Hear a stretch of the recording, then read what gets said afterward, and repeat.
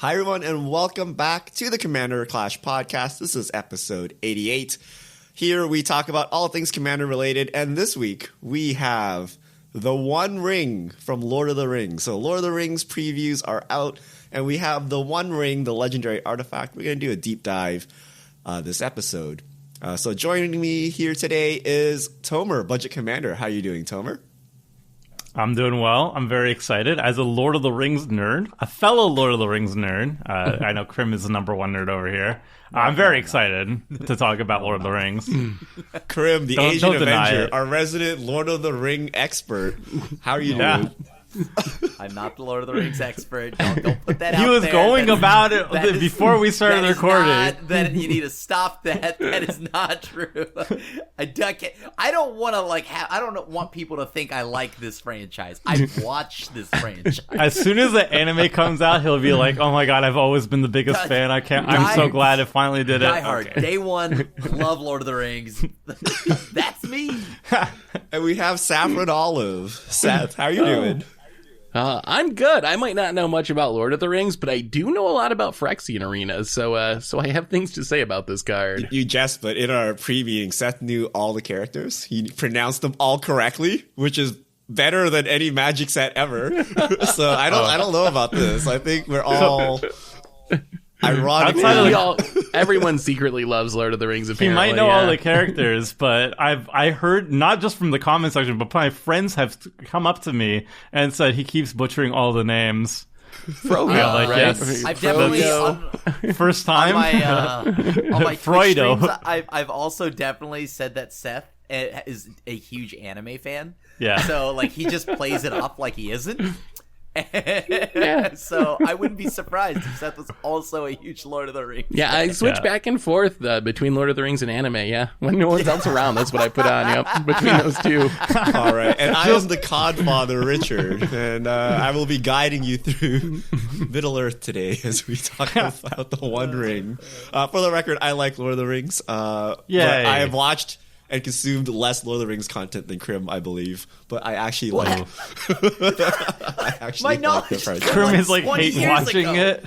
Okay. But first, if you're listening, make sure you follow us, give us a like, give us a subscribe on whatever relevant platform. So Spotify, iTunes, Google Play, YouTube, and also check out Richard's Garage, mtggoldfishmerch.com, where you can pick up Magic the Gathering accessories and other branded goldfish stuff featuring our mascot scoops.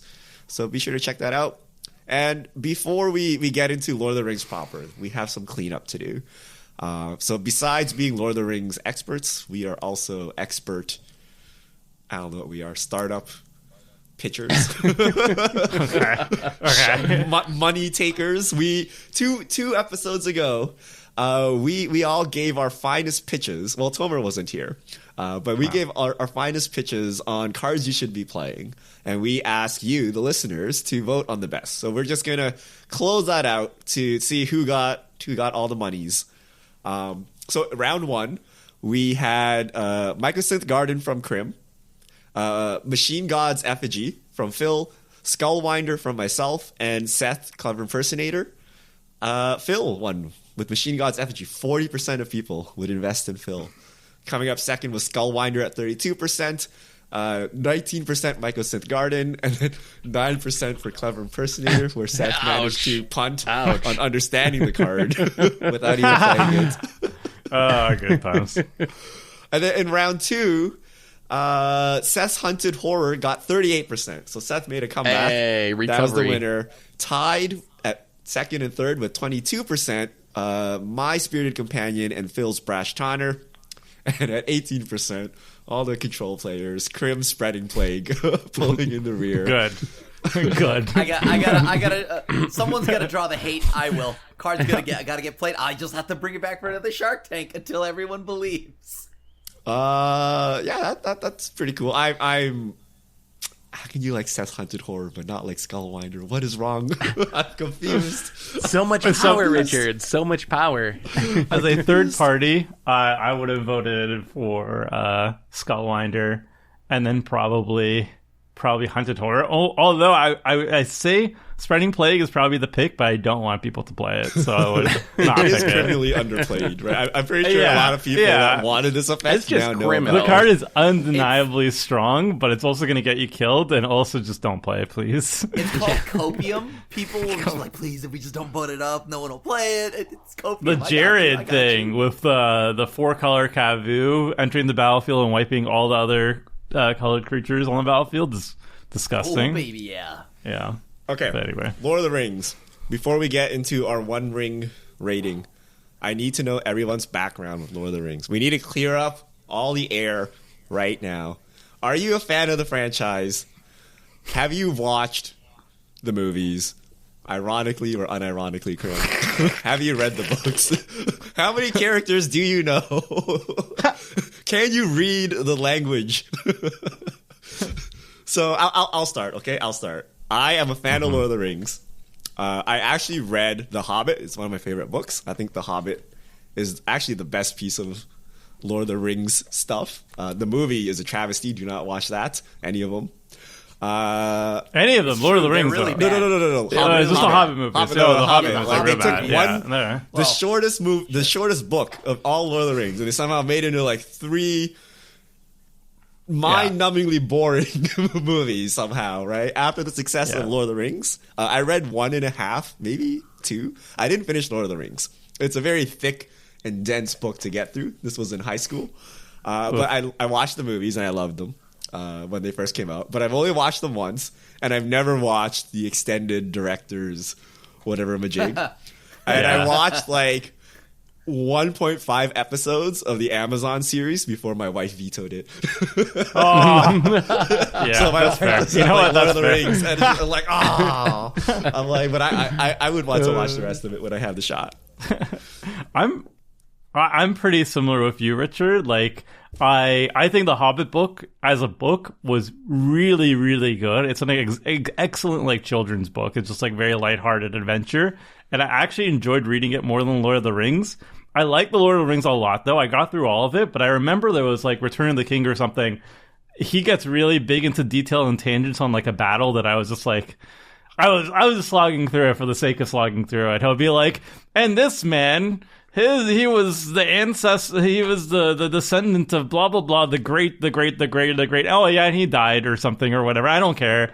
It's like whatever. But anyway, so I read the books. I liked the books both, all of them, even the Lord of the Rings ones. Liked all of them. I really liked the movies. The Lord of the Rings movies are one of my favorites. I don't really watch movies more than once, but I did watch it like twice, like once in high school and then once again. And then recently, last year, I watched it with my boyfriend. We watched the extended cut because he's like an ultimate Lord of the Rings.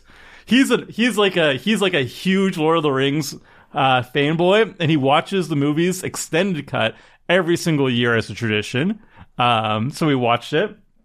And then one of my favorite video games, I don't know if Richard remembered this or fellow oldies, the PS2 action games Lord of the Rings. They made an action game for each of the Lord of the Rings movies, and it was really cool. It was like you could play one of the Fellowship, and like you learned more and more move sets and combinations and everything, and you leveled up your characters and stuff. It was so good. Did you so I play love that Shadow too. of Mordor? Shadow of Mordor is so good too. Yeah. Oh my god, that was so I fun. heard that game was really good. Yeah. So I fun played for Shadow of people, Mordor as well. I played the PS2 games. I watched the Amazon ones, but it was definitely a slog. I think it was like a gorgeous cinematic, but like the writing was so bad. The dwarves were the only good thing. Like I loved anytime the dwarves were on the screen.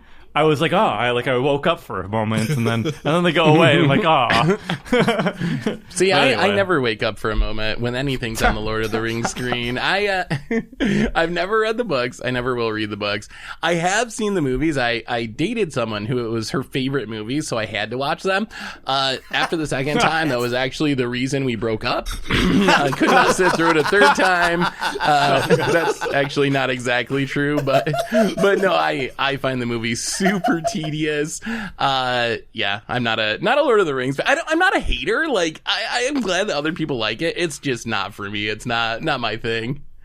you know, that's the title of this podcast. Seth hates Lord of the Rings. Like that's what we're putting for the podcast. Well, I mean, I watched the movies. I even watched the first Hobbit, and begrudgingly, and I have read none of the books. I took a film class, and we had to talk about Lord of the Rings.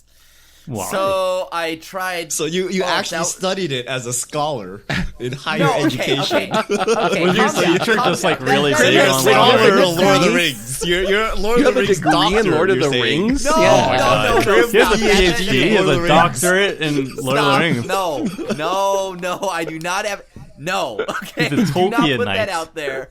I hated watching it. I thought it was miserable. I am going to say that I am not like a hater. It is just not my cup of tea. Sorry, let me reiterate. It's not my cup of tea. I don't enjoy it. I think it's miserable to watch. But I'm glad that it's somebody liked it. Somebody has to. And then of course, the Silmarillion. I don't touch that. But I have been around a copy of it. So I guess if you don't know what the Silmarillion, He even I'm not knows gonna what get this into it. is. How is he not? Yeah, Like, what is I'm this? just- Yeah, like, what is this okay. Silmarillion? It's like the world building of, It's like of for Lord the of the Rings. hardcore. It's like the this- birth of the universe and all See, the stuff how do that you leads how do you know what before. that is if you're not a fan, Krim? I'm so I'm not confused. a fan. Okay, I'm not a fan. I'm not a fan. I Look. like you tell him you learn to dance like that sarcastically? Yeah, no, like He's such a fan. He's Krim I just am has not a fan. academic interest in Lord of the Rings. He as studies soon, it, but he as, soon doesn't as the like anime it. Yeah. comes out, then finally he'll be able to admit it. Yes, I always this loved looks it. really bad, but I genuinely do not like it. I've just been around it. I I've don't had to believe it talk for a about second. It blows I've had my to mind break that you down- guys play Magic the Gathering, which is based on basically Lord of the Rings. It's like high fantasy, like elves, dwarves, whatever. Like Lord of the Rings was like the first time it was brought to like the movies was the first time it was brought to like cinema in like a high quality, respectable movie, right? Because prior to that, we had like I don't know the Dungeons and Dragons movie or whatever. Like Yo, it was just the new like one's supposed to be good, by the way. The new D&D Goofy. movie. The new we one's had, like, supposedly good. I'm terrible watching it this weekend. fantasy movies. Yeah. I guess like the Princess Bride, stuff like that. No, right? It's But not really though. Magic that's like the the only fantasy Gathering's we ever the- got, right? Magic the Gathering's about rats on motorcycles, Richard. I don't see the connection. I'm so confused. You mean Rick from okay. The Walking Dead? He was inspired by I got this for you, Krim. You may be too young for this, being a Zoomer and all. But do you remember Record of Lotus War? Do you know what that is? What? Is this an anime? Oh, you don't. Record of Lotus War. Okay, so for all you Lord of the Rings lovers, it's an anime. Originally ran in 1988. Old school anime, high fantasy. It was basically Lord of the Rings, right? It was like Okay. elves, orcs, dwarves, all that stuff. But it's anime, Krim. It's anime, so Okay, you should but watch it. Tales I from don't know Earthsea is how high well fantasy. it's aged because it's like really old. But I watched it as a kid, after reading Lord of the Rings because I'm like, oh, it's so good, right? It's like, Yeah. oh, fantasy anime. Wait, Yeah, we'll wait, get wait, Grim. wait, wait, We'll wait. get What Grim. about like Tales from Earthsea, I don't know what that the is. Miyazaki movie? Oh, Like that. There is fantasy that I grew up with. It's just not Lord of the Rings. I thought I begrudgingly had to consume Lord of the Rings, but like there's obviously there's like the. I mean, I don't know if you consider it that, but like the Neverending Story, Atreyu, all of that, like that's. Yeah. I've seen those. Like obviously Dark Crystal. I mean, we're just gonna ignore the D&D movie, but like I would say Princess Mononoke, like a good amount of Miyazaki movies are high fantasy, right?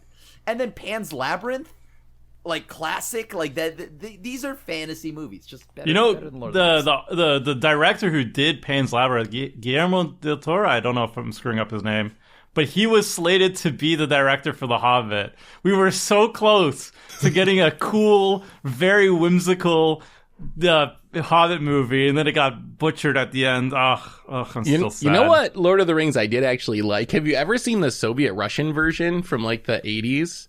They put it on YouTube like a year ago. It's like the 80s Soviet Russian adaptation of Lord of the Rings, and it is like Are you talking about hilarious. like the rotoscoped one where it's like a animation? Yeah, No, it's real actually. people. It's real Oh, people. You can no. watch the whole. They put the whole thing on YouTube like a year ago, and it was like a Oh, trend no. for like a week where everyone was watching it. So yeah, check out that version. That's the real version of Lord of the Rings, not the Peter Jackson whatever. Like, All right. Back to Magic Also the cred. Gathering. We're gonna talk about the One Ring. So there are a bunch of cards. They actually released like Frodo, Gandalf, Tom, Bombadil, stuff like that. But we're gonna talk about the chase card, right? Obviously, Lord of the Rings is about the ring. Here's the One Ring. So 4 generic mana. Legendary artifact at Mythic, indestructible. When the One Ring enters a battlefield, if you cast it, you gain protection from everything until your next turn. At the beginning of your upkeep, you lose 1 life for each bird encounter on the One Ring. Tap it, put a bird encounter on the One Ring, then draw a card for each bird encounter on the One Ring. I need to know if this card is good, guys. Give me your letter grading from S all the way to D, because I've seen all kinds of hot takes on the internet about this. So what is our final verdict here? What is the letter grade we're going with?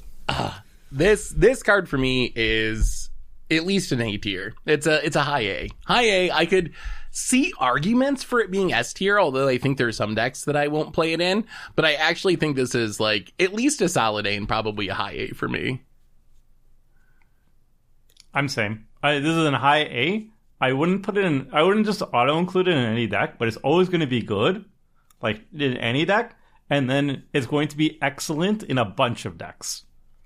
So A.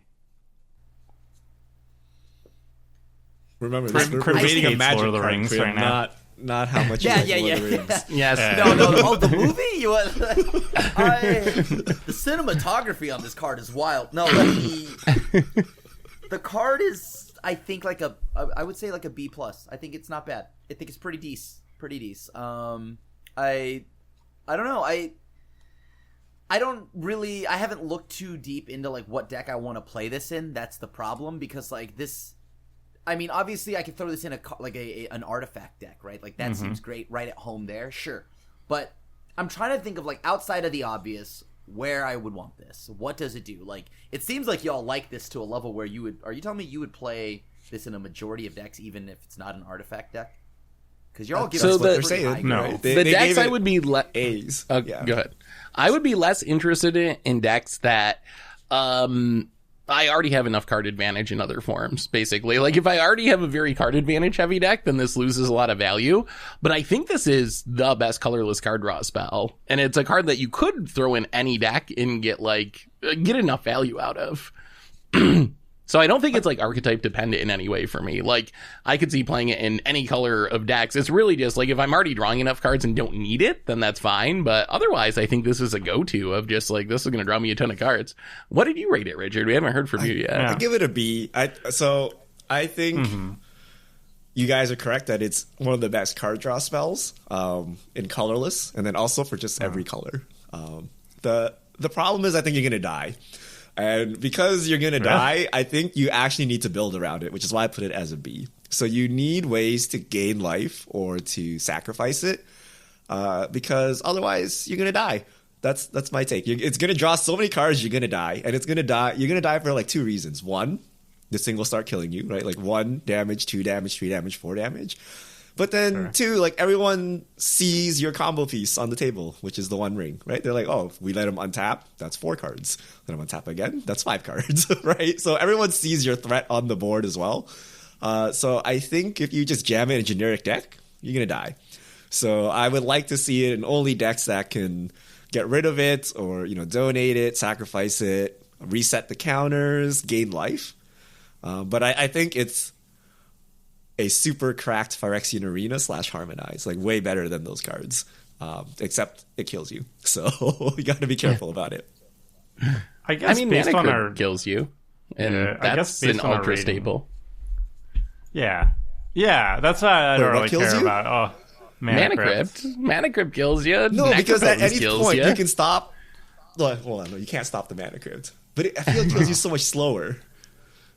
It That could is- be I mean, Like, 3 same with damage a Arena, turn. right? Phyrexian Yeah. Arena kills you, but it's 1 damage a turn. But by the time this thing gets to 4 or 5 damage a turn, like you can't Yeah. stop it unless you remove it, right? Like you can't It's like a greed. Greed kills you, but you can just stop paying for greed whenever you feel like it. It depends on also how long the game you think it's going to be, because this is a 4 drop. So what's the earliest you're going to get it out at a casual table? Probably turn 3, right? Like you're going to do a turn 2 ramp or turn 2 ramp basically, and then turn 3 this. And then 7 more turns pass. That's basically it. So you'll take like... You're so dead. If the game goes for 7 more turns. But you're also drawing so many cards. You probably have ways of closing it out the more cards you draw. I don't know. It's probably a B because I'm not going to jam it in most decks. I'm going to put it in decks where I can untap it many times, like my artifact decks. I only have like 2 artifact decks. Or I can combo if it was like a Mind Over Matter combo deck or something like that, then it would be really good. Or if it was like Selenia. Yeah, Mind Over Matter, you can, Mind Over Matter says you can discard a card and untap a permanent you control. So you can, like draw a card off the One Ring, untap it with Mind Over Matter, like discard the card you drew, draw 2 cards with Mind Over Matter, and then you basically like can untap all your lands, start floating your mana, draw your entire deck, and then like Thassa's Oracle or something. But I have 0 decks that are going to do that. I also like in my Selenia deck, which is like masochist. You take damage and stuff. So I like losing life to draw more cards, and because eventually I'm going to life swap and kill you that way. So, but there's a bunch of decks I like it, but I'm not. But would you not play it fairly? Like, well, you wouldn't just play it as a Phyrexian Arena, maybe a bad example, but would you just play it as a generic card draw spell without those synergies? I would, but I play very thematic decks, so I don't usually play like just generic staples. But I do think it's like if you put it in any deck, I think it will make that deck usually better. Yeah. So okay, that makes sense. But you don't like Phyrexian Arena. Phyrexian Arena's garbage. That makes decks worse. So do you like Harmonize? Yeah. Okay, so I like how it do more you than rate this Phyrexian card Arena. exactly? So some people say it's cracked. Arena draws you 1 card every upkeep. Super slow. Costs 1 less mana though. Yeah, it costs 1 less mana. So this draws you 1, 2, 3, 4, 5 like subsequent turns. I think it's very close to I think it's slower than Arena, but it's more of a Harmonize. So Harmonize is 4 mana, draw 3, concentrate, whatever the blue version is. This is you pay 4, draw 1, untap, draw 2. Right, so if you're playing it on turn 4, it's effectively Harmonized. You lose a life in here, right? That has the ability to go longer. It's people actually don't play. A lot of people say these cards are unplayable, like Harmonize and Phyrexian Arena, right? I think it's actually way better than that, though, because of the protection ability. Like, one of the downsides of something like Harmonize is you're tapping out your entire turn to draw cards, and then you're just a sitting duck for your opponents to attack into and punish you for that. Kind of the Panharmonicon problem. Like, it's hard to take a turn off to play a Panharmonicon because everyone's going to attack you because you played a Panharmonicon, and you can't defend yourself. The protection mode solves that problem. Like, on the turn you play this, you get your Harmonize, but your life total is not going to change. It doesn't matter how big your opponent's board is. It doesn't matter what they're doing. You're not taking any damage. So you're really free to take the turn off to play this because of that protection mode, I think. So I think it's like very, very, very upgraded for that reason. This is the one thing I do like that. That's the main appeal of this card to me. You have the protection from everything in a multiplayer game. That's big. I wish your permanents don't. But you do, True. right? So, and this is indestructible too. So at least it has a little bit more resiliency than Arena. So protection means you can't be targeted, you can't be attacked. No, you can be attacked. You can be attacked, but you can't don't be take any damage. Yeah, right. And like if someone casts an damage earthquake or something, you take no damage from that, like yourself. Yes. Right. But your creatures would still do, right? Yeah. And if there's like a blood artist or anything, like if there's a targeted drain, you can't target you. But if there's like a just non-target drain, you can still get drained. Right, like each opponent effects would still affect lose life. Each opponent you can still lose life. You can still lose life. Yes, But like each Grey opponent Merchant would still drain you. Yeah. Yep. That's the thing. Like, with the way wording has gone in recent years, like this is still decent, but like A tier. I don't know if I like it at A tier yet. It's a hard to read card for me because also I feel like once the One Ring is out, all your stuff is definitely getting targeted, right? You may have hexproof, but your stuff is going bye-bye. So from there on out, like you're gonna there's no politicking you can do, right? For like example, I can see why Richard wouldn't like it because there's no politicking. There's no like, hey, I'm gonna try to like whatever the snake eternal witness thing is. Skullwinder. Skullwinder. The I'm greatest gonna card get you to ever. be my puppet. Yeah, I forgot the greatest Put card some ever's respect name. on that name. Yep, All right. my bad. There's no way Skullwinder's gonna work in your favor because you're now sitting on in front of you an indestructible card advantage engine. Everyone's gonna like have an eye on you, and on top of that, like I don't know. Is this card good enough? I just don't know. It's better than Arena. It's better than Arena, right? What Like, did he we know just that. pitch? What did he just pitch in Shark Tank? Spreading plague. When was playing some scary targeted stuff ever going to stop you, Krim? Come on it's now. not stopping me. I just doesn't. Well, I do mean, anything. the spreading plague prevents creatures from coming down and killing you. Right? Yeah. This one Yeah. entices But he'll everyone play- to hit you while losing you life itself. Like, it's making the Yeah, job but he also like easier. plays opposition agent, and people will just hit him so they can like tutor, right? Like it's not but like you get the card off opposition agent. yeah. sometimes you have to just embrace being the problem. Like, okay, I'm going to Oh, draw more yeah, cards fully. than you. Deal with Fully. it. I'm going to draw Is into this- my board wipes now. Is this really that scary? Like, is this really you immediately become the arch enemy and the whole table is like, it's drawing you a card and losing your life. Is it really that big of an arch enemy maker? The first turn cycle, maybe not, right? Because you're only drawing one card. Whatever, chill. But then after that, it really does start snowballing to a point where, like, okay, this you are way too far ahead. You are way too. And if you're in an artifact deck where you can bounce your own artifact back to your hand, play this because that's what I'm gonna try to do with this card in a deck that can fully just keep bouncing this to give me protection more than anything else.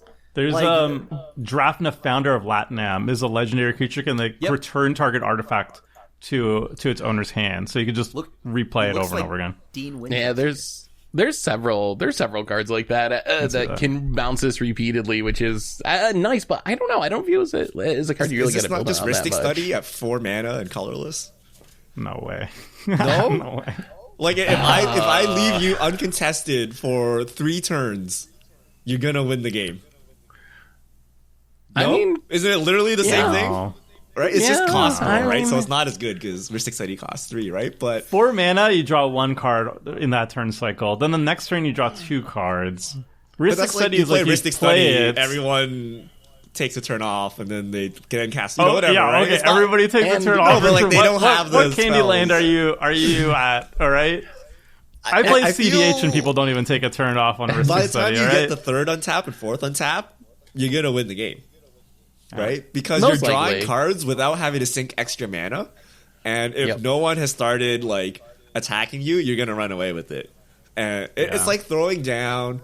I don't know. Turn 3, you put down a Phyrexian Altar or something, right? And you're like, oh, it's fine, guys. So you're like, no, right? Like, he's gonna do something crazy with it soon. We got to deal with it kind of immediately.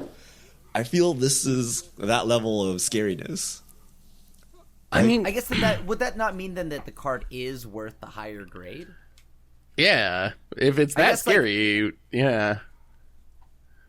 Which is the Maybe like, the dilemma I have, because like, depends. Like, I don't know, right? Like, it draws so I- well that it gets you killed. Is that worth a high Yes. grade? Well, Or like, do This you is not what need I- some way to mitigate that? Like, you can't just willy nilly I'll slap draw in into the deck. my removal I mean, and yeah, then deal with it. Isn't the card draws how you mitigate that? You draw your wraths and like Yeah, interaction, but or your a way to deck has bounce to this be if you built need around to. it, right? Like, you can't, No, you just have to have wraths. Like any other, any deck should have wraths, right?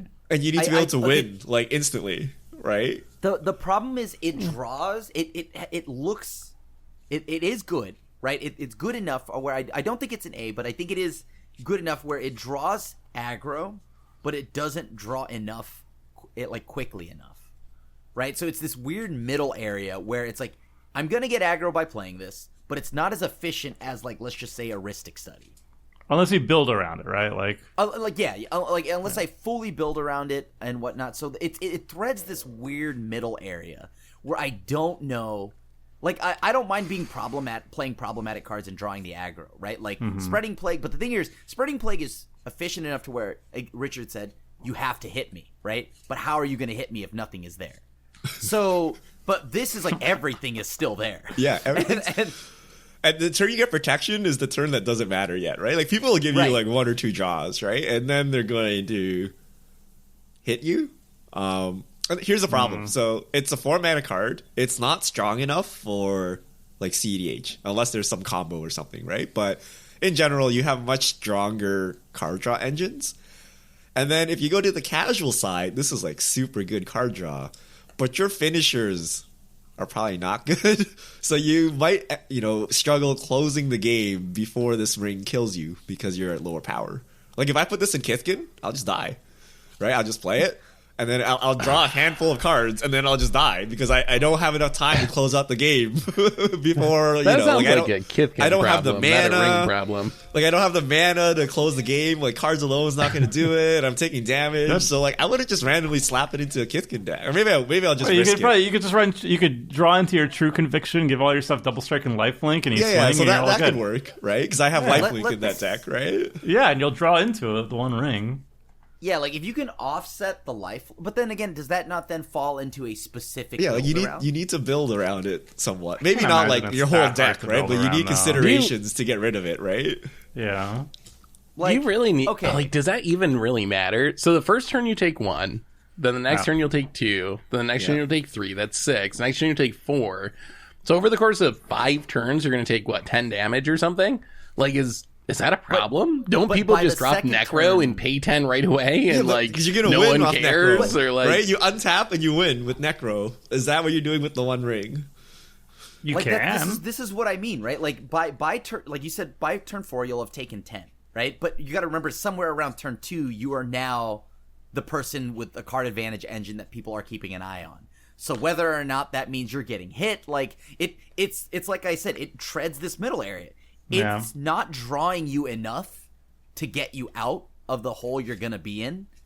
And it's not like unassuming enough to where no one By the time cares. you take 10 damage, you've drawn like an insane amount of cards. Yeah, I think you've drawn 15 or something. Yeah. by turn 2, right? Turn 3, or like by your second or third counter, you are now clearly running away with card advantage. To the table, to the eye. Whether or not it actually is, whether you've drawn 3 lands, it doesn't matter, right? The thing here is you've gone up cards, so now I will have to attack you. You are putting a target on yourself, and you're not, unless you're able to back it up and you have a way to sweep and keep yourself alive. This is why I don't know if I like it in a deck that maybe can't attack the board. Like I might try this, like let's just say for the sake of this, a popular tribe, zombies, right? Like sure. Zombies, people love zombies. I maybe play this in a zombie deck because I can fight for the ground, or something that can fight for the ground. So his idea of this is like so much better than Phyrexian Arena. That's actually a drawback. Like, is that where we're going with this? Like Phyrexian Arena, because it's slow and just 1 card a turn, no one's really going to care. But because this has more snowball potential, that actually ends up being a drawback with this card because it's going to draw more heat. And you need to win or get, like, let's say you draw a lot of heat and you wrath. Cool. Next turn you take 5. Turn after you take 6. Like, you got to actually be able to win. And what can win that fast? Like some 2-card combo, right? Like if you start deploying like 2/2s and start trying to hit people, you're probably gonna die before this works, right? Or if you deploy them and someone wraths you now, you're gonna take 6 next turn and 7 next turn, right? So it works best if you can 2-card combo people, like you draw the card, or like maybe you play zombies and you zombie apocalypse and then Gary everyone to death, right? Like that might actually be enough. You can but you need some way to like snap win to not die to this. I don't think you can play like Crim Drago control with this on the battlefield, right? Because you're not going to win fast enough. You're going to die, even though you have all the cards in hand, and then you're just going to die to this damage. I feel like there's enough ways to answer it, though, but maybe I'm getting ahead of by yourself where we're going. Or by your opponents? By yourself. I feel like, so if you're playing this, you have Farewells. You can play Merciless Eviction as one of your other wraths. Chaos Warp gets rid of it. There's actually like quite a few cards that you'll just have in your deck naturally, potentially, that will just be able to answer this. D-Spark gets rid of it, any exile-based stuff. So, I don't know. It doesn't feel bad? Like, if I have to take my spell that was intended for your stuff to answer my thing... No, that's fine. But But if you've drawn like 15 cards, 15 cards along the way, like... Yeah. I don't think you understand my greed level. I want none of that. I think it suffers a little bit from, like... it's a known threat, and people can be like, oh, we can see exactly what this card is going to do in the next few turns. And it does have a lot of combo potential and stuff like that. You can abuse it very easily. Because, like, compared to this, like, let's say the One Ring, you play One Ring and you draw, like, you're going to draw, like, I don't know, 10 cards in a couple turns or whatever. You can compare that to, like, Hunter's Insight in green. You can, like, attack with an 8/8, and you Hunter's Insight it for 3 mana, and you draw 8 cards immediately. And draw less aggro. Yeah, and you're not going to get any aggro off it because people didn't see it happening. They were just blindsided by it, right? Or, like, you, like, have a bunch of creatures and you Toski, and you draw 4 cards immediately, and then the next turn you're going to draw 4 cards at least. So there's going to be more aggro on this because it's just like on the battlefield. It has a ramp up time where it's not very good on turn 1 and it's okay on turn 2, and then it gets like turn 3, it starts becoming ridiculous. But at the same time, like, it's so easy to build around. Like, I don't know. I think you can just jam it in most decks, and most decks will be able to utilize it properly. Wait, but and like, okay, I'm the problem. So do we have to build around it or no? What is the conclusion? I will only play it if I build around it. So obviously, if you build around it, it is really good, right? There's no argument about that, right? But if somebody you can goes sack to it, you, bounce it, whatever. But let's say you don't build around it. Is one Chaos Warp good enough? Like, you would jam it in mono red with one Chaos Warp? So I think by build around it, like, so if I'm playing this and it's a big part of my plan, I just, like, weight my deck a little bit heavier towards things that have the possibility of getting rid of it. Like, D-Spark isn't a card I put in most of my decks because I'll play other stuff instead. But if I'm playing this, then maybe D-Spark actually makes my deck. Or maybe, like I said, Merciless Eviction. Maybe that's part of my Wrath suite because it can also has the upside of getting rid of my One Ring, and I cut my Wrath of God or whatever other Wrath for it. So is that building around it? If that counts as building around it, or some lifelink, like, is that building around it? I don't know. Like, I guess you want to take it into consideration when you're playing the deck, but I also don't think you got to play. Out to you, Seth. Like, is it building around when you play Spirited Companion? But I mean, there's like you could play some pretty. There's like Claw of Gixxer or whatever, 0 mana artifact, pay 1, sack a permanent, gain 1 life. I don't think you got to like play horrible cards that can get rid of it. Like, you can play the good cards and still make it work, I think. Okay, so it's like S. This is S. Like, almost, right? It's so good. It's close. That you're not like building around it, but you're warping your deck building just to make this thing work. Right? Like, do you play Oblation over Generous Gift? Just so you can get rid of this ring if you need to. Ooh, that even draws me more cards. Right? Yes. Like, yes, I do. Do you play I think D-Spark did we rate it really low? Like, I forgot. I liked it. Tomer liked it. I think I rated it low. Would you play the subpar card just to make this work? Oh wow, subpar, huh? Okay. Okay. What colors? What colors would you play this in a blue deck? Yeah, maybe. Ooh, I feel like it. Isn't that the one? That's one of the colors that would bounce this. Blue has the upside. It's one of the easiest colors to pick it up. Like, it has a lot of artifact bouncing. Esperosa, Drafna, there's some old Mirrodin cards. That's like a literal bounce deck, though, right? Like, in a normal deck, what do you have? You have, like, Cyclonic Rift. You have Resculpt. And that doesn't even really... Yeah, but Cyclonic Rift can't even target your own stuff. Oh, it can't? Never mind. Yeah. At this Can't point, you resculpt it? We've Resculpt. Resculpt does work. Or Resculpt Raven works. Form, the Raven color Form. vibrate cards. Otawara, you can bounce it, pick it back up. Otawaru, and that's yeah. not just like a bounce deck. That's just like in every deck that has blue, right? So blue is probably one of the best colors to play this, in that you don't have to blow it up permanently. You can just pick it But back blue up has and Ristic play it Study. again. Like, that's blue has, the like, downside super of max blue. card draw already. You get a right? lot of I don't card want draw. to. What if you? Well, first of all, you could have Ristic Study and this. So there's no stopping you from playing both. Well, second of all, I just don't What want if to you play turn 3 Ristic Ristic Study. Study, turn 4 the One Ring? Are you arch enemy? You already have Ristic Study on the battlefield. You don't need to convince me more that you're the arch enemy at the table. Tomer would actually short circuit and probably explode because he would just like be like, No, but you don't. That's not the One Ring. That's just the Ristic Study. You just play that. You could say no more. oh, maybe you're right. I don't know. Like, yeah, maybe this card is good enough because it is colorless. That it is S. Like, every think it's color has an S. answer, right? Or like every color has an answer for it, pretty much. So, but blue. So blue, yes, because you can easily bounce. What about Blue, black? I you guess can black easily reset it. Black, you have access to, I guess, Gray new merchant? braids. But black is you have Karn. good life gain. Karn You to have- animate it and attack and pray that There you someone go. kills it, or you sweep yourself. Actually, I like it. I like actually, it. no. You can switch Black has life some totals. artifact sack stuff too, like Reckoner Bargain. You could use like Vampire Hex Mage to reset the counters if it came down to it. So I, Oh, God, but these are all like unplayable cards. These oh, are Dark not Depths, commonly. Dark Depths, someone. So a very niche thing can answer this in black. Got it. But like, okay, So so you majority can of colors though. Wait, the gates to Phyrexia, like the weird artifact removal that no one plays. Yeah, in but that's black. like on the reserve list and like $50. I mean, Oh, the One okay. Ring's also like $50. So yes. So, but black can gain life. You can whip a Erebos Yeah. and call it a day. You can Gray Merchant, and like that's actually probably enough life link to get you through this. Yeah, I think though, like just most colors or most decks will have ways to draw more cards more efficiently than this. Like that's why I was like looking at it.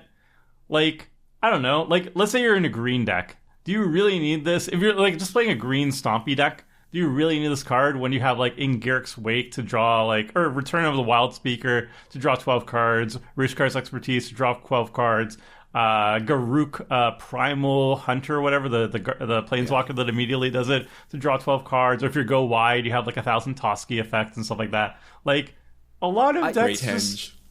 Yeah, I the Great think Hands. there's Like you have a lot definitely- of ways of just drawing more cards than this. Like I think you need to have some synergies with it. Well, no, it's good. It's always good, but like if you build the deck properly, you usually have even better options. Is what I'm trying to say.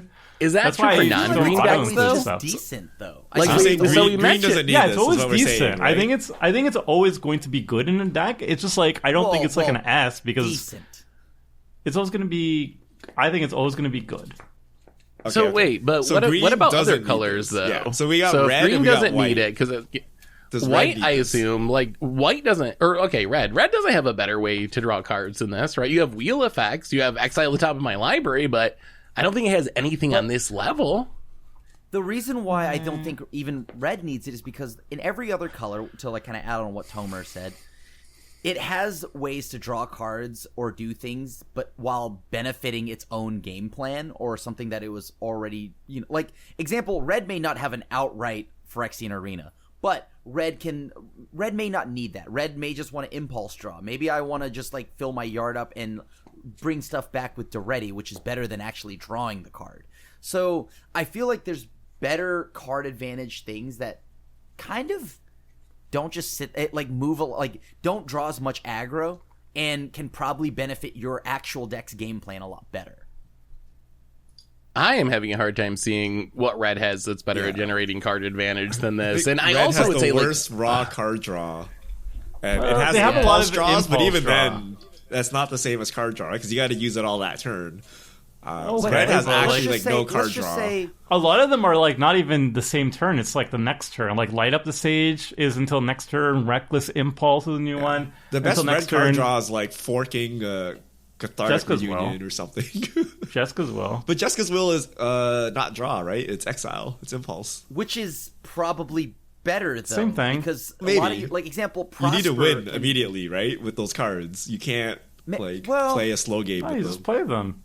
But like Jessica's will draw that hate the turn it comes down when you play it, right? But like you can do stuff right away. You'll have excess mana. You'll get all Yes. these things in that moment. This is a slow build. But this is that like will okay, get so you obviously punched Jessica's early. Will is in your deck, and then this is like the second card draw spell, right? Like Yeah. Okay. But maybe, but do you need that? Like is this something that the deck even wants? Because Is what it? I mean is like let's just so say Jessica's Will I'm- goes well, above no, it. Then hear me what? out. What's the second best red card draw? Isn't it the One Ring? But like just say like look at the like let's just choose a Prosper. random deck, right? Like Prosper itself already does the card draw, right? Anya draws the Rakdos. card herself. And like sure, like these Rakdos things mono red, I guess if you're talking strictly mono Yeah, mono red. Magda already, let's just say Magda, she pulls stuff out with treasures. I feel like this is just a generically good card. But would you not sack your treasures to fetch the One Ring? No, that's not good. That's not good value, though, right? Because wouldn't you want to sack your treasures to get something that actually enables your commander's game plan? My point is that this is a generically decent card, but it's just kind of not exactly furthering the plan you want. It draws hate unnecessarily. It doesn't draw you enough cards to warrant what you're gonna get. Isn't that an argument against Rhystic Study and like all the best card draw spells in the entire format is just generically drawing me a lot of cards, so it's horrible? I'm so confused. No. That seems so backwards. Rhystic Study draws enough cards to where it's worth the hate that you would get. I think like that's what I'm trying to see here is what you're getting versus like, you know, like when it sits on the board versus what happens to you. Like I let the One Ring sit there. That's not a good. Like it doesn't do enough. It doesn't draw me enough. So Crip's saying like it doesn't. By the time people start punching you, you haven't drawn enough yet, and then you're gonna die. It's gonna essentially kill you before you get its thing. This card will kill you well before. I agree, before but Rhystic Study. At the same time, you're drawing cards, which you can't do in red. Essentially, The other thing about red that makes it, in my opinion, like the best color probably for it is red is really good at sacking artifacts. Like that's like one of its whole gimmicks. You got Goblin Welders, you have removal spells like Shrapnel Blast. Like there's a lot of cards in your red deck that can, Pianalar. There's a lot of cards in your red deck that can get rid of this if you do get into the position where, oh my god, I'm losing too much life. And you're not even playing like bad cards to do it. You got Chaos Warp in there. It works with Duretti. Like Duretti is another like card advantage engine that can also sack an artifact cards though. Like you're not putting Goblin Welder in a non-artifact deck. You're not putting Goblin Engineer in a non-artifact deck. You're not putting Duretti. Swords. Okay, well you also play Spirit of Companion in every deck too, so I don't know. But so and even like Vandal Blast is actually awkward because it only targets your opponents. Like you need to have like Chaos Blast is gonna work. Huh? Yeah, it's also only destroy. So I don't actually think red has that many ways unless you're in an artifact. Wait, so you're saying which, okay? Give obviously. me okay. Here we go. A ranking of colors that would play the One Ring. I'm very confused now. We're all over the place. Okay. If we're saying like some colors like they draw so well you don't need this, and then other colors have no way of removing it, so you don't need this either. Like, is it played anywhere anymore?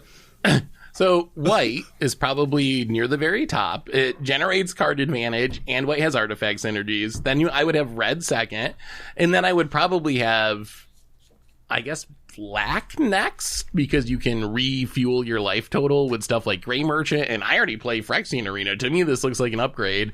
And then I would have the other two colors at the bottom. I think blue, you can draw cards in other ways, but you do have some artifact synergies, which is nice if you really want to build around it. And then I think Tomer's argument about green already having other mass card draw effects that are faster, like that actually makes sense to me. Like maybe you just don't need this, and green doesn't really have artifact synergies. Okay, I think red needs this the most. I think green needs this the least. I think blue is near green. I think black is down there as well, but I think black doesn't need this, but black plays really nice with it with Gray Merchant. White, but that's like I don't think I put this in my white decks, guys. Even though white, you wouldn't put this in your white deck. It's Crim's argument. It's slow and dirty and gets you killed, and I don't need it. Like I have Secret Rendezvous, I have Coveted Jewels, I have Sun Titans and Spirit of Companion. Like I have way more enough card advantage that this just gives me like the burden of removing it and drawing aggro for no reason. So I actually don't know if I would play it in white decks. I have to try it, but I'm not thinking like, oh, this slots into all my white decks instantly. I think that more like red. I'm like, red is struggling so hard. I slot this in all my red decks. I'm like, white, it can work, but I don't like casting Farewell, right? And I don't want to exile all my stuff just to exile my One Ring as well, right? So, and then I already play Oblation over Generous Gifts sometimes. I do that. You got it now. It's already built in, so it's good to go in my decks, but I don't know if I need the aggro. I don't know. I'm mixed on that one. I could go either way, but I think red is the clear winner for this card. Yeah, like red is the only color that wants this, I think. Everything else would sit pretty far away from it. Like red is also able to like use Goblin Welder to instant speed, bring it back, give yourself protection from everything, which is nice. Being able to reanimate artifacts. No, you have to cast it from hand. It's not ETB. Oh, you have to cast it's it from ETB hand? only if you cast it from hand. The trigger. So then happens. blue is legitimately the It bounces only to your Blue hand. can The combo only with one it, that right? can- So blue can bounce, cast, bounce, cast, bounce, Yeah. cast. Right? Yes. So blue is the only real way to actually abuse that protection from everything part, but red is the only one that I guess needs the card advantage. Although I still am in the camp of believing that red has different ways of acquiring value and it doesn't need this. Unless you're an artifact deck. If you're an artifact deck, Yeah. obviously this is going right in, right? Like yeah. Like you guys have seen my Perforos deck. It doesn't hurt for card draw. I don't think.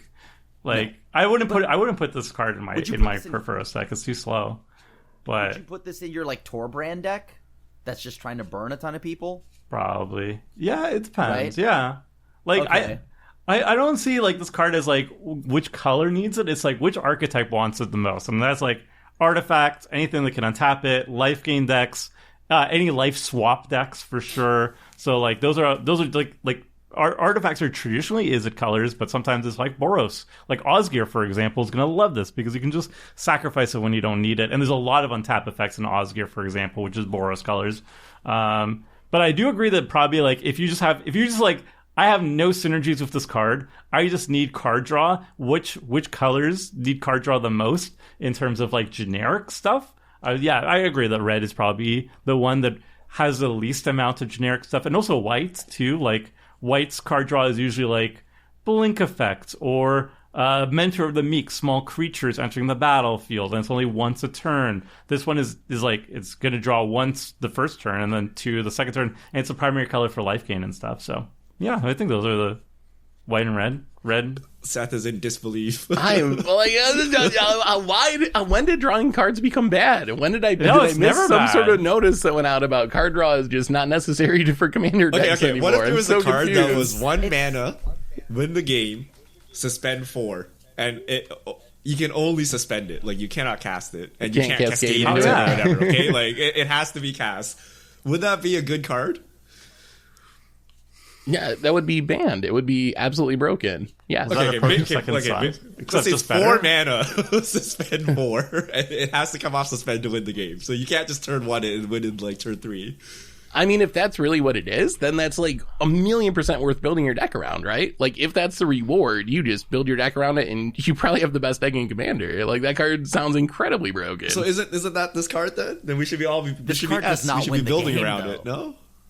What That's about the problem. 7 This card mana? does not win the game. And then you gain some life, and then But you put in it on 4 like the top 7 turns, cards. how many cards have you drawn? Is that not effectively winning the game? But you're doing it at a level where it's like, yes, you are drawing cards, because the point here is that card draw is not bad. It's just that this card is the illusion. It's the optics that you are drawing a silly amount, so you will die. Yeah, so that's The, the like- suspend 4, win the game, right? You have 4 turns But to you're kill not me, winning otherwise I'm going to win the game. either. Right? The thing is why that example doesn't work is because win the game is actually winning the game, right? This is not winning you the game. So you This think drawing this 15 is not enough to win the game, right? Like you I need don't more. think this will not win. This does not win you the game. Does not win you the game. Yeah. For the level of hate that it draws, it should win you the game, but it does not win you the game. As in, like when I say guess- hate, the amount of aggro you will pull, it needs to win you the game. I guess I'm just like not as concerned about the aggro. Like, I feel like if people play Rhystic Study in every deck, I don't know how this card can be more like draw more hate than something like Rhystic Study does. Like, if those cards are fine and everyone's running them, and Smothering Tithe is fine and everyone's running them, isn't this on the same level as far as the amount of power and how people know how good those cards are and know that if they sit out, you're going to end up taking over the game? Everyone plays them. It's not like anyone's like, oh, Smothering Tithe, I'm going to put that back in my trade binder because, it's whatever. People tried to kill me once. Everyone jams those cards because they're good. Like, But- I'm but not buying the Rhystic- argument of like, it's too good, or else we wouldn't be seeing no, those no. other cards being staples. It looks too good, and Rhystic and Smothering Tithe will put you Rhystic will put you ahead in cards. It's a low investment, will put you ahead in cards way faster than this will. Smothering Tithe puts you ahead on resources instantly, right there. This is a slow build that doesn't do enough in the amount of for the amount of aggro that you're going to draw. It'll still get you punched, but you're not ahead on cards, you're not ahead on resources. That's why I don't know if unless you're an artifact deck that can truly abuse this in some weird way, I don't know. This is why it's either the best card ever or just extremely mediocre. The way I see it is by the time anyone can actually even damage you, you would have already drawn 3 cards with this. And then the turn after that, you will have drawn 6 cards with this. So, because you get a free pass with the protection for the first turn. Yeah. So by the time you even have to worry about my life total changing, you've already got to harmonize. And then a turn after that, you're up to 6. The turn after that, you're up to 10. And then you're in the Ristic Study, I've won the game stage, I think. By the time you've drawn 10 or the turn after that 15 cards, if you're not pulling away or dealing with your opponents, making you the arch enemy, your deck is just not doing anything. Can you win the if that's game not at enough. this point is my question, right? If the following turns are Crim Wraths, you untap, Tomer Wraths, you untap. Can you win? Right? That's the question before now you're taking 6, 7, 8 from the ring. I hope so. I mean, either yes or I would have presumably drawn into the Chaos Warp or the Oblation or whatever, and then I'm just okay, then I get rid of that. Chaos Warp to get out of it. But I would say if you're arch enemy and people don't want you to win, you're not going to win. You actually have to have a 2-card combo counterspell or something, right? Otherwise, you're just going to eat removal after removal if you're arch enemy, and you're not going to be able to close out the game. But I think it's likely that you can draw the Chaos Warp and just get rid of this and sneak it in under everyone, right? So I think that's totally doable. Wow. I think the card's really good. Okay, I'm going to put it. Well, I guess we'll find out against soon. other colorless card draw, okay? Oh. Mask of Memory or the One Ring? Whoa. Oh, well, I mean, yeah, sure. The One Ring, right? The One Ring. Oh, well, Tomer, do you agree with this? One Ring over Mask of This Memory? hurts because I was the biggest Mask of Memory stan when I started writing about Budget Commander and stuff. It's definitely Mask of Memory. Nobody sees Mask of Memory and is oh no, we have to kill him. I don't think that's ever happened. But yeah, the ring. Yeah. I mean, overall, it's One Ring. I'm sure there's decks where Mask of Memory might be better, but I think in a vacuum, One Ring. Mind's If I'm Eye a versus the rogue One deck, Ring. I'm just gonna do that. What? Mind's Eye. Mind's Eye in Mind's Eye is 2023. Mind's Eye. That is the reverse Yes. Mystic Study. That is Mind's Eye is maybe I'm gonna text myself. So wait, if I'm mono green ramp deck and I'm desperate. You don't need to be desperate. You're a mono green. Okay. There's Sword no of desperation. Fire and Ice or One Ring. Sword of Fire S is very overrated. I think One it's ring. just a card draw thing. What's Mask the of one? Memory is Body better in than mind, Sword. though. Skull Clamp, That's- I guess. But you Oh, have to have a Skull Skull Clamp's Clamp deck, right? Skull Clamp's you better gotta than be in the right deck. but- Yeah. What about Symmetry Matrix? This is a new one. Nobody's playing it. And I'm why? I don't know what It's it so is. good. I don't So, know what that okay, is. wow. Okay, Is so it on Symmetry Moto? Matrix. Yeah, it came from Brothers War. I don't know what that is either. 4 mana Tom, are you artifact. Whenever a is this an creature of alchemy power card? equal to its toughness enters the battlefield under your control, you may pay 1 if you do draw a card. It's a Mender the Meek, but it's 4 Oh. mana. It's an artifact. But don't you? Well, no. Power equal. No, Isn't it a equal to Mentor the Meek toughness. for 5% Yeah, of but creatures you or play a something? 2/2, you play a 3/3 or something. Yeah, you have to have a very specific So deck good. to make that work. I mean, if though. you are So built good. around that, then it's. I mean, if Any if all token your deck. creatures can do that, then it's pretty. still Then it's a choose the Mind's One Eye, Ring. kind of. But Yeah, No, it's better than Mind's Eye. Come on. Come on, it's better than Mind's Eye. Okay, Coveted Jewel. Or the One ooh, Ring. I love Coveted Jewel. Oh, it has to I be just, Ring. yeah, I love Coveted Jewel, so I will say yes to that. But if Where we're did this talking come about from? just I took so much shame from you guys for playing Coveted Jewel for so long. You've convinced us. You've convinced it's me. a terrible Yeah. card. I love it. it's I mean, I think contrary to One what Ring people believe. I like overall. silly cards. Overall, it's One Ring, right? Yeah, if you have we just sacrifice poo-pooed synergies every and colorless whatnot, card yeah. draw option, and how can we say One Ring is not cracked if that's the case, right? If we're At least nobody said Hedron Archive, thank God. oh, Hedron Archive set. They're both Oh, 4 mana no. draw 2. Stone, I mean, whatever. isn't this just far and away the best colorless card draw spell. Like we went over a lot of the big ones: Cohesive Portal, Nim, whatever the 6-mana Nim thing is that draws a card each turn. Like, to me, this just seems like for colorless, it's way above the rest. It's just like I'll run Skull Clamp over it in a sacrifice deck or something or a that can deck or something. stuff, Yeah. But then that goes back to what I was mentioning, right? Like, there are, like, depending on the deck, right? This is just a generic draw spell that may, like, when there are other ways to get card advantage that benefit what your deck is trying to do. So, like, a Skull Clamp in an Aristocrat deck is better than this. Mm-hmm. Easily, I agree with right? that. But I would say that, like, pretty much every deck I build of every archetype has some number of slots that's just dedicated to generic card draw. Like, basically every single deck I build is going to have some sort of just, like, whatever the best thing I have to put more cards in my hand. So wouldn't this, like, fall into that slot no matter what archetype, or potentially no matter what archetype, just as the, like, I need a way to have more cards in my hand? But it doesn't get you enough cards in hand. In like it takes too long. It's the same reason I don't like Phyrexian Arena, except Arena's much worse. It is an S. I mean, they're not even from the two comparisons. We're definitely coming from very different perspectives, because you got to remember, I'm coming from the I jam Phyrexian Arena in every black deck, so when I see this card, I'm like, oh my god, like, this is way better than Phyrexian Arena and colorless. It doesn't need to be the best card in your deck, this? right? It just needs to be better than the worst card draw. The worst card draw, spell in your deck, right? So yes, like, you know, your Skull Clamp is cracked in Aristocrats, but do you still not put the One Ring in anyway, since you're gaining life? Yeah. Like, you're not still afraid like of the 9 life other loss, card right? draw slots. So you would throw it definitely in those decks, right? I mean, okay, so in that case, then, like, so you would choose this over a Knight's Whisper, right? Let's say the worst draw spell, like a Knight's Whisper. Okay, Painful Truths or the One Ring, or like... Sure. What's the one that everyone discards one? Siphon Mind over the One Ring? You're the one that plays that, Richard. I'd run it over Sign in Blood for sure, actually. But Painful Truths, draw 3 for 3, that's like... You know I love my draw 3s for 3s. I like draw 3s for 3s. This is draw 3 for 4, and then draw 3 more the next turn for free. Yeah. And you could also say, my precious, when you play it. You become Gollum, though, after a while. You gotta be able to get rid of it.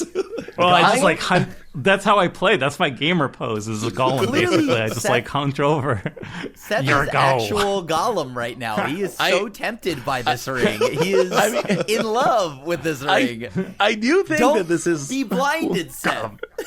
This is like a huge flavor win, right? I know the least about Lord of the Rings lore, but doesn't everyone want the ring? And like that's like the whole gimmick of this whole like Krim doesn't want 12 the ring. hours of film. Like, but no, like think of the if game. it was on the battlefield, would you Phyrexian metamorph it, or you're like, nah, I'm good? Like, you would definitely just metamorph it, right? But you have someone to share the aggro with you would definitely just take it now, right? Probably an S. But if everyone's going to try to kill you for the ring, that's still a flavor. When they still want the ring, they're just coming to take you out for it. Yeah. That's close to an S. I'm tempted to say it's an S almost. Like, it's strong I mean, enough I'm the that same you place. just slot like S. 4 or 5 cards into your deck that can kind of deal with it. What was that? Seth like the card draw. Oh, Seth want the ring. You sound like Jar You got a little Jar. Yoda. No, Yoda, yeah, Jar like Yoda Jar- hybrid, Dude, yeah.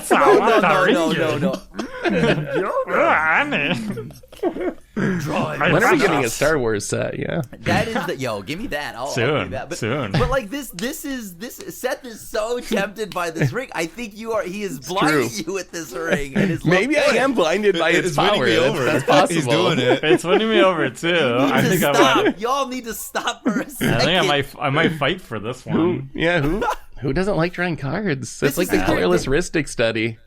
This is so hilarious because it's so flavorful. It's either S or just like I don't want it, right? Yeah. Yeah, but who's not tempted by the ring? Are you like going I for am like genuinely- Galadriel? You'll be like, I'll be a queen, terrible, but you like pass the test at the end. But you have to know, right? Like, especially having known, like, this is also just knowing, like, any bit of Lord of the Ring. The ring is bad for you. Wait, So, okay. wait, You have wait a a thieving minute. skydiver, and somebody has the One Ring. Are you not going to save the thieving skydiver to steal it? yoink. Straight up You would yoink. definitely Yeah. take it. 'Cause by then it'd be like supercharged, right? So you could just take it and like tap it and draw like a ton of cards, right? Yeah, they The already War know of the way. Ring. Everybody's Maybe- fighting for it. Maybe we should flip it. So what are the situations where this is bad? Or are there any decks in specific where you're just like, okay, I actively do not want this in my deck? Richard decks. If you hate Lord of the Rings, Okay. Okay, flavor purposes, yeah. All right. So flavor. Well, you can just pretend it's a soul ring. purposes aside. You don't No, even, you can't. it's like generic ring art. It's not. You're like the only true ring is soul ring, guys. That's what you're talking about. Yeah, exactly. yeah, but Soul Ring doesn't tap to draw cards. All right. And then it's Better Rings of than that. Brightheart. Yeah. But like, I think a lot of lower power decks will simply die because you will draw aggro, you will draw a ton of cards, and then there are all those. Remember all those games where Richard draws like 20 cards, and you're like, surely he's won the game, and I'm like, guys, I got nothing. I got stone cold nothing, and then they're like, yeah, whatever, attack you, and then I'm like, okay, I die. You're like, really? I'm like, yes, because I'm holding like 20 Kithkin, and that's it, right? So if Yeah, your but deck, then you die drawing cards. That Yeah. I consider that a win. I'll take Like- that any day. your deck is low power enough that you draw all the aggro and all the cards, but you can't close the game before like the damage and all the aggro overtakes you, right? So I think that's a legitimate thing that a lot of people that build like flavor decks, or maybe their deck isn't like fully powered or whatever. I think it's a real thing that you Yeah, just but then your deck wasn't going to win anyway. If you have well, like no, 10 right? extra Because you can just cards- hang back and like if I need 4 combats to kill people, you know, if the Yeah. game actually like slowly plays out, I can actually get 4 combats in to kill people. But if I draw aggro immediately, and you know I don't have a board, I cannot kill people fast enough, right? So there are legitimate decks where it's called fair decks, Tomer, when you just hit people with creatures. Like- It takes quite a Tomer bit. is the It combo takes guy, quite so- a few I'm combat literally the steps to combat actually guy. knock everyone out of the game. no, I'm you're not literally the the combat guy. combat You're guy the at the table. combo guy. You're the combo guy. Actually, What though, combos? I think Richard's right. Like, think of some of the like flavor week decks we play on Commander Clash, where our games go 3 hours because no one can kill each other, and we're all playing Example. like 5-color Artist piles Tribal. of all basics. Like, yeah, like artist, like decks like that. I could see that actually being a problem. Like, if you're really playing that low powered of games, then there probably is a chance that you're going to draw 20 cards and they're all going to be horrible and you're not going to be able to close out the game and you actually die to it. Plus, if you're staying dedicated to the flavor, you might not want this anyway because it might not fit the flavor, and you're probably not going to have the generic staples that can get rid of it, the chaos warps or whatever. You're going to have some flavor removal spell. So I think there is a world where that's true, but I think that's maybe a content creator problem more than a real life problem for most people. Like, I don't know how many people are building artist tribal level decks on a regular basis. Like, if you jam this in a precon, it would be good, right? If you just took a out of the box precon and slammed this card in it, I think it would improve that precon like pretty, I mean, pretty Warhammer decks significantly. definitely. What about older precons? Do you have enough Is power? that true? to Is it- get well, through? here's my counter offer: is if you draw 20 bad cards off this, imagine how much worse you would have been if you had to draw those one at a time. Well, Bad. no, because your okay, draw if step is you just got one 20 bad card. cards and like 30 mana, done deal, right? But you have 20 Yeah. cards and you're gated on mana and like But then you just play the Aggro. card that you need at the time. Like Zedju, for example, Political Puppet's garbage precon. Absolutely like the worst of the worst. But my win condition is literally just trying to live until I find Insurrection and win the game. One ring is gonna find that Insurrection a little bit faster. and I'll see it more games. this actually does not let you win, right? Because you will draw aggro and then you will draw insurrection on like turn 5 where it's like useless and you can't do anything and then you die. You would rather just like hang around and do Play nothing. it later, I guess. And There's then enough play bad Insurrection, cards for right? plays. I would just play it later, I guess. If there's like a board that I don't think I can deal with, I'll But you're play a arch little bit enemy later. now because you have the one ring on the table, right? No, just don't. You don't have to play the one ring just because you have it. You could hold on to it in your pockets. Oh, people What's didn't in the like that argument when I said pockets that is- about Skullwinder. What's The in the problem is a pockets is ramping card, precious. though. If you play it later, you don't have any power, right? You need to play it early to ramp up. All right. It does want to come down early. Also, 4 mana is a good spot for that because 2 mana is like the ramp slot in Commander, so a lot of decks are going like 2 to 4 anyway. So And you go most turn decks should be 3. able to get this down on turn 3. I like it. So we think it's good? Okay, let's say it's meta I think defining and it's in every deck. How do you counter it? I mean, you counter it with the same stuff we were Thief actually. is hilarious. They just keep taking damage. And Wow, you just that's keep such running. a crim answer. Wait, what was the Notion answer? thieves, Notion thief. Yes, I see. Dude, that's all upside. I essentially paid 4 mana for my own ring. You But it doesn't hurt proliferate me. it a bunch? Jeez. Yeah. Ooh. I Karn's Bastion it with no sheep out, and I just keep targeting. I think really though, it's the same cards we were talking about you drawing out of your deck. Like, just focus, and this is stuff you probably should be focusing on anyway, because we've talked about it many times before. Like, exile removal is better than destroy removal, because everyone has recursion. Like, unconditional removal, like Chaos Warp, is better than conditional removal, because you never know what permanent type you're going to face. So I think if this is something you're running into a lot in your play groups, you just make sure you're playing those style of cards. I think destroy effects would go down in value a little bit, even more, even though I already view them like significantly below exile effects. Exile effects would go up a little bit. Like, Farewell would definitely be even better than a Steward Command.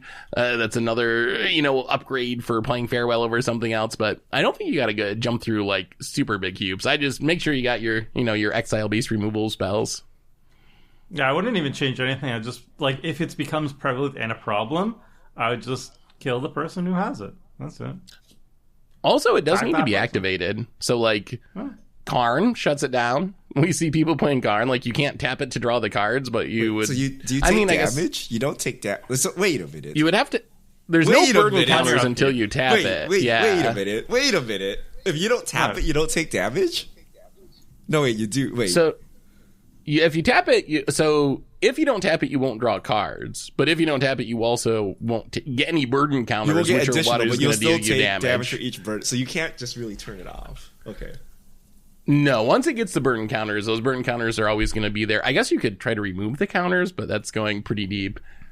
Yeah, if someone carns you later in the Nice. later stages, it's very, very sad for you. Yeah, you're not But if they drawing carn you early, and you're it's just like you taking the take one damage. damage a turn, whatever. You don't really care as much, right? Right. Or Yeah. do you? Pithing Needle, Stony Silence. I don't think you need to, like, really metagame it that much. No, I mean, I don't think you so don't need either. to metagame it because everything you should already be doing in your deck should interact with it, right? With the artifact specifically. No, How because much it's is- indestructible, you don't right? have removal in your hand. Yeah, how much that's does not that as easy to matter? get rid of. Well, I guess that's true. It is indestructible, so I can't just Besage you, blow it up. Yeah. Beseiju, Mana Blast, yeah. But I mean, everything's already moved in the direction of exiling anyways, right? 'Cause- Yep. Wait, actually, no. The green force Not is really. destroyed, Like right? green, you could get by on what's that thing that sweeps the board and gets +1/+1 counters? Bane of Progress, Bane but of it's Progress. But like that's Like- destroy. Like Bane of Progress, Reclamation Sage, Beast Within, like they all do nothing against this, right? Well, Green Sage- might but you actually just struggle punch the him in most. face. yeah, Yeah, I think guess green actually... your deck is busted and you win. You just attack them. I guess That's some that's cute card draw. That's some cute card draw you have over there. gonna win Return now. the Wild Speaker, draw 16 cards. Okay, I punch you in the face for 16. Troll a little. Well, and I guess green has started to get more exile removal too. Like Haywire Might is a really good green answer. Like I think that card's super underrated in Commander, and that just What like does that snipes do? it and exiles it. What's the bear? It's like thing a caustic caterpillar from, except with exiles. do you know the one that is the bear thing? Does it destroy or exile? Where it destroys? bear. That's the one Seth is talking about, right? Isn't that the Oh, bear? Is that what it is? No. No. The From ape? like The Dominaria ape? Unite or That Brotherhood one, that one destroys. That one is a destroy. You destroy? destroy all the Okay. artifacts. Mass Vandal, one of the changelings. That's ETB. Exile a creature from your graveyard. Exile target artifact or enchantment. Yep. Terra Sunder is another good one. Although you need black mana, I guess technically because of the Correct. kicker. But so I think there's enough effects. So I guess that's my question. Like, is this good enough that you play, I don't know, Mass Vandal over Naturalize or something? Like, are we actually going to take this into consideration in our deck building right away? If we all claim it as S, and our viewers Yeah, like- agree with us, or listeners agree with us, then this would be everywhere, right? No, but it's also $50 right now. It's going That to drop, is- but its pre-order is $50. Okay, It so is we expensive. might price gate people out of playing this like Jewel Lotus, right? But if But it is that good, it should be assuming- everywhere, right? Assuming that this was just a $10 to $15 card, right? Is this an auto include? Like, just has this Because did they just print another auto include? Because by the way, it seems like y'all are talking about it. It seems like it's trending towards an auto include. I think I'm only putting it in one deck. I have my Mech Titan Cauldron deck. I'm going to jam it in there because it's an artifact deck. But so that's like, it. but now you're going to have to compete with the artifact lovers, and if it's as good as y'all think it is, then it's not only just going into the artifact deck, it's going into any deck. I like drawing cards, so I'm putting it in. Well, assuming that I have copies of it, like that's going to be the sticking point. I also will not spend $55 to get 5 copies for each of my decks or something, but I would jam it in, I think, any of my existing commander decks. Maybe not Marchesa. That would be the one I would maybe not, but like I would put it in every deck and then swap like 5 cards around to make sure this works. Like kind of like Dousing Dagger, right? I would put Dousing Dagger in every deck, and then I would throw in a Thespian Stage, and then I would make sure I have enough like Durly creatures to pick up the sword. And usually that won't mess too much with whatever the deck's game plan is. So I think Seth is right. I think it's an S. I think it's worth like messing around with your deck a bit just to play this one ring. Even if you're blue, even if you're green, like it's like maybe like the green card draw is better, but this certainly won't be bad, and you won't be like embarrassed about it, right? Like it still will be good. Maybe you do cut it, but it has strong consideration for being there. Because what if you are, let's say you are a Toski deck, you only have one Toski. What's your backup card draw? If you go wide, you can't use all of the like power based draw. If you go wide, I'm assuming you probably, if you have blue, you get Kindred Discovery. You get. I mean, if you're blue, you have lots of card draw, right? Because you have all of the Biden Nathasa type cards. But like, yeah. But if you're green and you decks. go wide, you're like, eh. So maybe you do put the one ring in there, right? Or you're no, but the creature decks don't need it either because you have Toski, you have Wild Speaker, which is also an Anthem effect, right? An overrun. Like, I don't know, like. Harmonize? Do you put this over Harmonize? Do you put this over Sylvan Library? I guess yes. If you play Harmonize, I would choose this over Harmonize for sure. This is like always a good like 10th card, right? Like it's like, oh, you run all the better draw, and then you put this in as like the last draw to kind of. It's hard for me to imagine being unhappy with me drawing this card in most Commander games in really any deck. Like, yes, it's kind of generic in some ways, but. Drawing cards is good. Like, drawing cards and ramping is what you want to do in Commander. So it's hard for me to imagine too many times I'm going to draw the one ring and be like, oh, I got 3 extra cards over the next couple turns. What a shame. But like, is it fast enough, right? Is that better than, let's just say, playing, I have Shamanic Revelation. I can draw jam a clump of cards Phyrexian right Arena, now. and it's so slow and so boomery. So yes, for me the answer is yes. I guess you're right. Yeah, okay. Like, Krim, are you a believer of Arena? So Tomer hates Arena. I hate Arena. Oh no. Okay, I love Arena. 2010. Actually, I've swung back and forth over the years, but I'm currently in the it's a very good card camp. Oh boy. If I'm in green, why would I not just play like the party tree, aka Great Henge, right? Like. I get more cards up front. $100.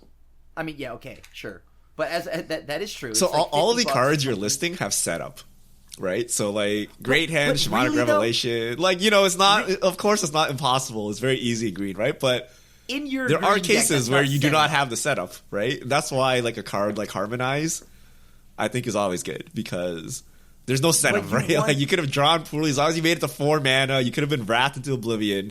You can draw your 3 cards and call it a day. Obviously, a Toski can draw unlimited cards, but you need a board. You need to be able to attack, right? So the one ring doesn't require setup. You can just cast it and then start drawing. But don't you want a card that is more than one thing? Like I think that therein lies my issue. I like cards that are more than just one thing. It's protection. Like, It is protection. That is the reason why I think. Would you ever? Okay, wait. Would you ever use that? Would you hold it to get protection? Like you're like I'm not gonna do. I'm gonna wait until it looks bad. I'm gonna play it for the 1 turn of protection. If you already have hard draw engines. If I'm behind, yeah, I'll hold it for protection. Why would I try to be behind and then also get hit harder? I think that's also like one of the upsides of it too is sometimes we like maybe Esper Sentinel would be an example of a card that's like bad when you top deck it late in the game. At least the protection does something while you're waiting for this to build up later in the game, and it does draw one card right away. And we haven't really talked about it, but there's also decks that might build around the protection aspect. Like I know you did a short tomer about like Lethal Vapor shenanigans, so if you're playing a deck that's actually trying to set up something like that, then holding it would probably make sense, or making sure that your deck's built to be able to bounce it to reset it if you're trying to win with like some sort of protection based combo. All right. I can see holding on to it. I have one more question though, right, because there's two people who don't like Lord of the Rings. How do you feel about like you say you'd run this card set, for example, but how do you feel about it being a Lord of the Rings card? Is that enough to stop you from playing the card? I could not care less. I mean, for me, it's like I also don't care about Streets of New Capenna, whatever that place is, or like many of the planes we go to. So this is just, to me, it's just another Magic card. So no, that isn't even a consideration.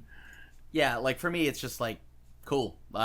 This is a product that's not for me, really. As weird as it is to say, if they make some cool cards, I'm obviously going to still play it. Like I don't know Warhammer.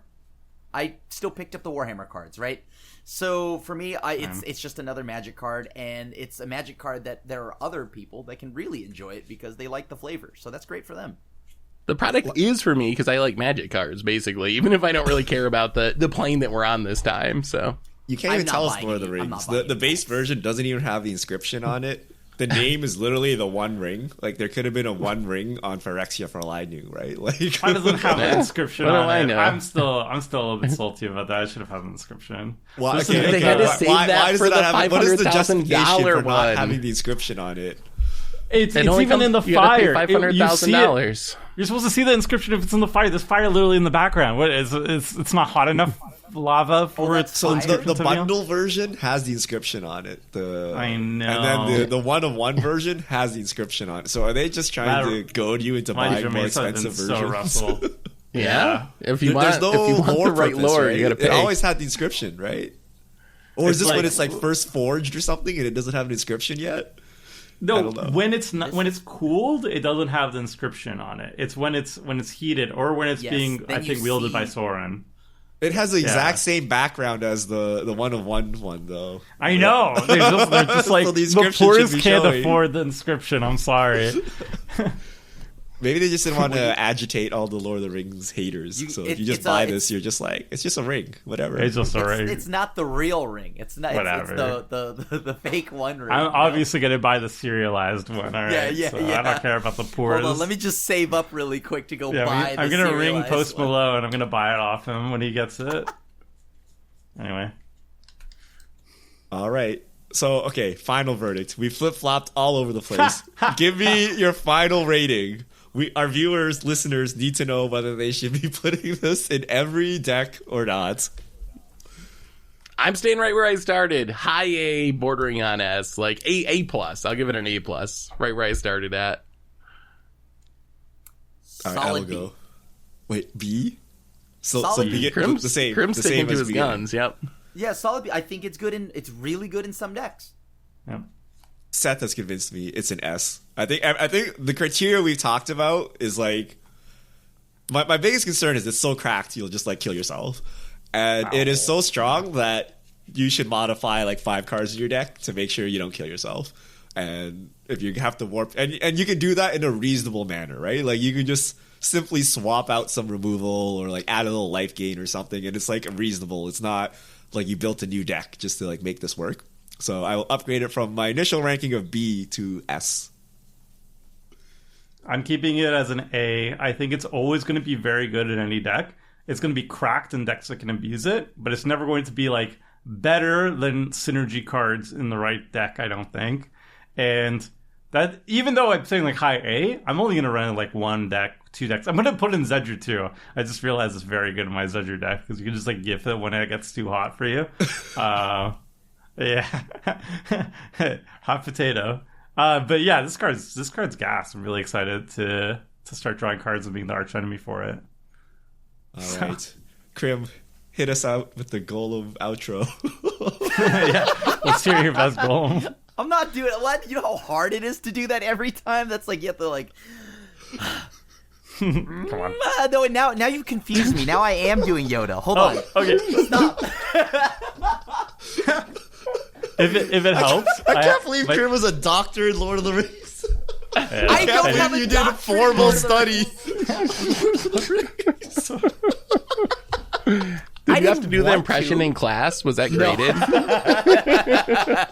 How do you think I graduated? No, like I obviously, that wasn't all we studied. Okay, I do not have a doctorate in Lord of the Rings. I have one impersonation to close it out for you all.